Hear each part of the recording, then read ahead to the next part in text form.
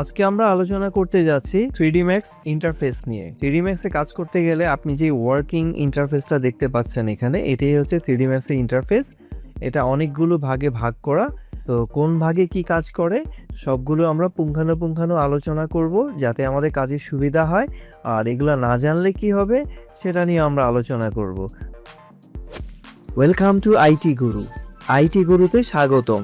এটি এমন একটি স্থান যেখানে প্রযুক্তি শেখা সহজ, আকর্ষণীয় এবং আমাদের ভাষায়। চলুন আজই শুরু হোক আমাদের শেখার যাত্রা একসাথে আইটি গুরুতে।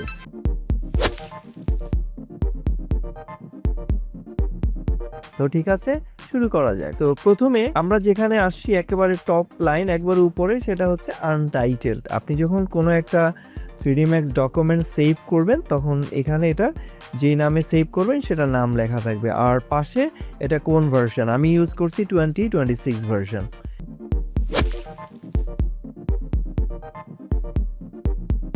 আচ্ছা, এরপরে যেটা আসছে সেটা হচ্ছে ফাইল মেনু আইটেমস। এখানে অনেকগুলো মেনু থাকে, যেমন ফাইল ক্লিক করলে যে এর সাথে মেনু আসবে, edit menu, tools menu, groups, create, modifier, animation, rendering, এরকম অনেকগুলো এরকম মেনু আইটেমস আছে। এগুলো দিয়ে আমরা ডিফারেন্ট কমান্ডস, এই মেনুগুলোর ভিতরে বিভিন্ন কমান্ডস কাজ করে। অবজেক্ট তৈরির ক্ষেত্রে আমরা বিভিন্ন রকম কমান্ডস এখানে ইমপ্লিমেন্ট করব।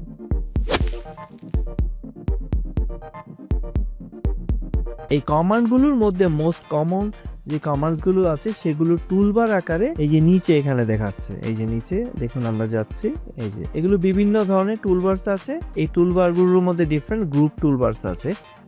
এগুলো থাকে এরকম, প্লাস এই টুলবারগুলো আবার এরকম স্ক্রল করে বের করা যায়, মানে একটু আরো বড় এর সাথে আরো আছে। এবং এই টুলবারগুলো আমরা চাইলে আলাদা আলাদা বিভিন্ন জায়গায় আমরা নিয়ে আসতে পারি। আচ্ছা, এখন আমরা চাইলে আমরা যেখানে কাজ করি সেই জায়গায় টুলবারগুলো নিয়ে আসতে পারি। কিভাবে নিয়ে আসবো?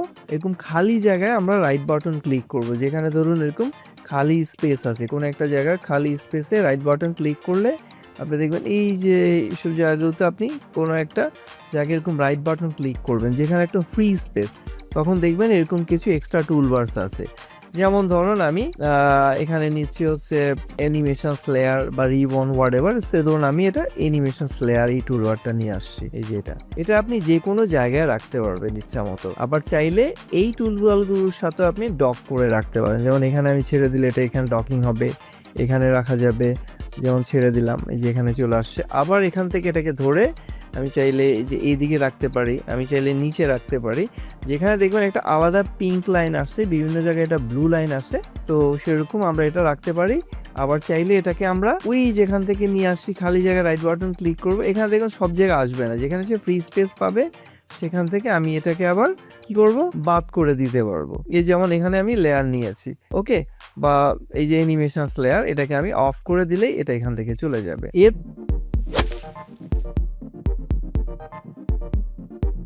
পরে যেটা আসছে এটা হচ্ছে মডেলিং রিবন। আমরা যখন কোনো অবজেক্টে কাজ করব এর আন্ডারে আবার কতগুলো কমান্ডস আসবে, তো তার আগে এই অবজেক্টটা মডিফাইড হওয়া লাগবে। মডেলিং এ গিয়ে আমি যখন এটাকে কনভার্ট করব, ধরুন ডিফারেন্ট আমি এটাকে কনভার্ট করে ফেলছি, মানে উইদাউট কনভার্সনসে এই মডেলিং রিবনগুলো এখানে কাজ করে না। যে এরকম প্রত্যেকটাতে এরকম আলাদা আলাদা নিচে কমান্ডস আসবে, তবে সেটাকে আমরা আবার করে রাখতে পারি, মানে শর্ট করে রাখতে পারি। এই যে এরকম আপনি মডেলিংয়ে যাবেন, এই যে আলাদা আলাদা টুলবারস, হ্যাঁ, এই রিবন, এগুলো রিবন আকারে কেন, মানে ম্যাক্সিমাম এই কমান্ডগুলো বা টুলসগুলো এখানে দেওয়া আছে প্রত্যেকটা কাজের জন্য। যেমন মডেলিংয়ের জন্য একরকম টুলস, ফ্রি ফর্মস ড্রয়িংয়ের জন্য একরকম টুলস, সিলেকশনের জন্য একরকম টুলস আছে, অবজেক্ট পেইন্টের জন্য এরকম আলাদা আলাদা টুলস বার আছে।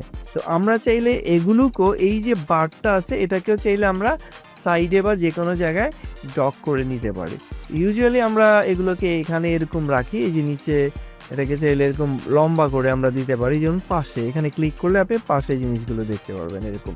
তো এটা ডিপেন্ড করে যে যার যেখানে ধরেন সুবিধা হচ্ছে সে সেখানে এই জিনিসগুলোকে সেট করে রাখবে, মানে ইচ্ছা মতো আপনি চাইলে এগুলাকে সেট করে রাখতে পারেন নিজের ইচ্ছা মতো। ওকে, তো আমরা আবার এটাকে এই যে এখানে আছে মিনিমাইজ প্যানেল করে দিলে এটা মিনিমাইজ থাকবে, যখন আমরা দরকার এটাকে আমরা ম্যাক্সিমাইজ করে নিব।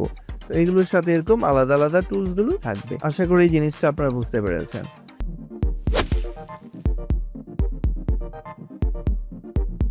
এরপরে লেফট হ্যান্ড সাইডে আরও কিছু টুলস আছে, যেটা হলো আর্নল রেন্ডারিং। যদি আপনার সেটা ইনস্টল করা থাকে, এই টুলে আমরা আর্নলে কাজ করি।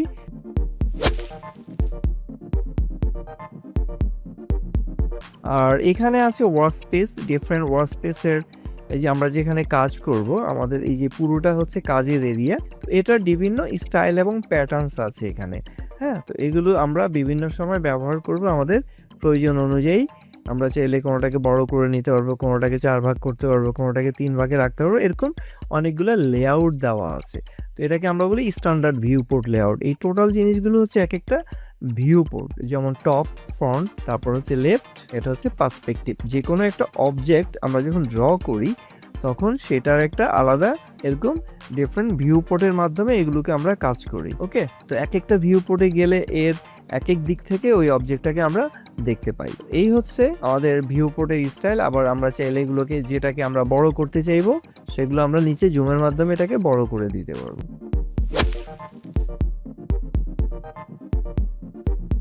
রাইট হ্যান্ড সাইডে আছে ক্রিয়েট প্যানেল। এই পুরোটা হচ্ছে আমাদের ক্রিয়েট প্যানেল। তো এখানে আমাদের যেমন ধরুন আছে ক্রিয়েট।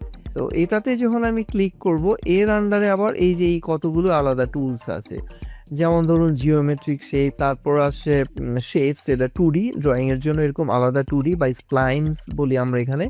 এখানে যেমন লাইটস আছে, ক্যামেরা আছে, তারপরে আসছে হচ্ছে হেল্পার, এরপর আসছে বিভিন্ন স্পেস র্যাপ এবং সেটিংস বা সিস্টেম। এখানে বিভিন্ন রকম আলাদা আলাদা কমান্ডস দিয়ে দেওয়া আছে।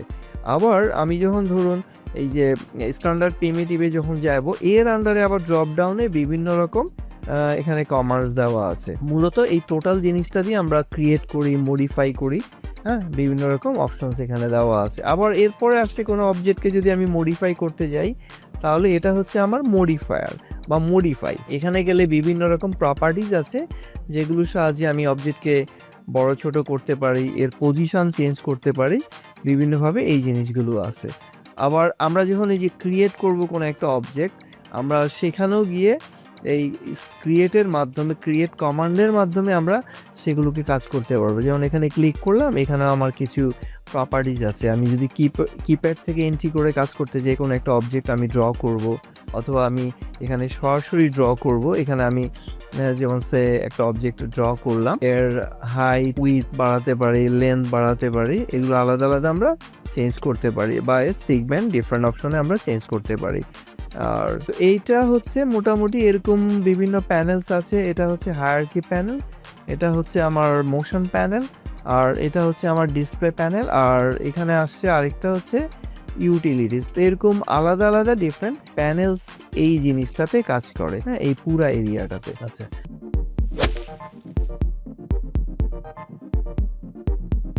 এরপরে আমরা যদি নিচে চলে যাই, এখানে আসছে আমার অ্যানিমেশনস টাইমলাইন। এখানে different frame area, frame animations আমরা করতে পারি, এবং এই অ্যানিমেশনের আবার প্রিভিউ, এগুলোর মাধ্যমে আমরা বিভিন্ন অংশ প্লে করতে পারি। প্লে এর অপশনসগুলো এখানে দেওয়া আছে। আর এর সাথে আরো কিছু ফিল্টারিংস আছে, যেগুলো অ্যানিমেশনের সাথে রিলেটেড। আর এ পাশে আসছে কিছু ট্রান্সফর্ম প্রপার্টিজ, যেমন এটার মাধ্যমে আমরা অবজেক্টকে ট্রান্সফর্ম করতে পারি। বিভিন্ন জায়গায় আমি ওর পজিশন চেঞ্জ করাতে পারি, ওর এক্স ওয়াই জেড ডিফারেন্ট, যেমন 3D ম্যাক্সে, যেটা 3D আঁকার জন্য আমাদের 3টা ডাইমেনশন থাকে, এক্স ওয়াই এবং জেড, হাইট, উইথ এবং ডেপথ। এই জিনিসগুলো আমরা এখান থেকে ট্রান্সফর্মস করতে পারবো। আর এর পাশে কিছু আছে, সেটা হচ্ছে এখানে হচ্ছে নেভিগেশন, অবজেক্ট নেভিগেশন, যেমন জুম, অবজেক্টকে আমরা মুভ করতে পারি, অবজেক্টকে অরবিটাল মুভমেন্ট করা যায়, বিভিন্নভাবে অবজেক্টকে আমরা নেভিগেট করাতে পারি এই অংশটার মাধ্যমে। তো এই হচ্ছে 3D ম্যাক্সের মোটামুটি। এর বাইরে আরেকটা অংশ আছে স্ক্রিপ্ট। যারা কোডিং বা প্রোগ্রামিং জানেন, তারা এখানে স্ক্রিপ্টের মাধ্যমে একটা অবজেক্টের আরও স্পেসিফিক অংশগুলো নিয়ে কাজ করতে পারি। আবার স্ক্রিপ্টের জন্য এখানে একটা মেনু আছে, সেখানে ডিফারেন্ট স্ক্রিপ্ট ক্রিয়েট করা, ওপেন করা, রান করা, এই জিনিসগুলো আমরা এই মেনু থেকে আমরা করতে পারবো। তো ধীরে ধীরে আমরা 3D ম্যাক্সের আমাদের আজকে যাত্রা শুরু হলো।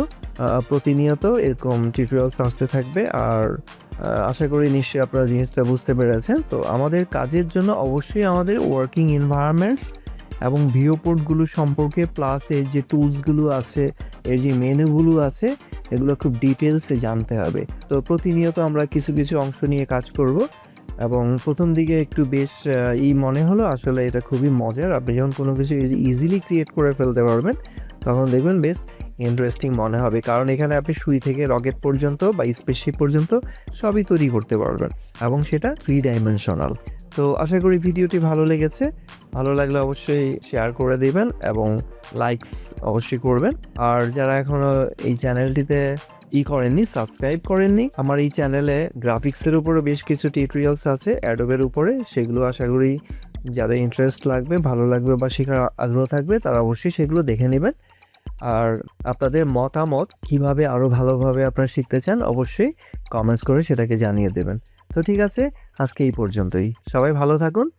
শিখতে ভালো লেগেছে তাহলে একটা লাইক দিন। আপনার একটি লাইক আরো অনেককে সাহায্য করতে পারে। আপনার মতামত, প্রশ্ন বা নিজের টিপস থাকলে কমেন্টে জানাতে ভুলবেন না। আপনার কথা শুনতে আমার ভালো লাগে। যদি আপনি বিশ্বাস করেন যে শেখা মানেই ক্ষমতায়ন, তাহলে সাবস্ক্রাইব করুন এবং বেল আইকনটি অন করে নিন। চলুন এমন একটা ভবিষ্যৎ গড়ি যেখানে প্রযুক্তি সবার জন্য শেখার সুযোগ তৈরি করে। ভিডিওটি শেয়ার করুন এমন কারোর সাথে যে শিখতে চায়। চলুন একসাথে এগিয়ে যাই।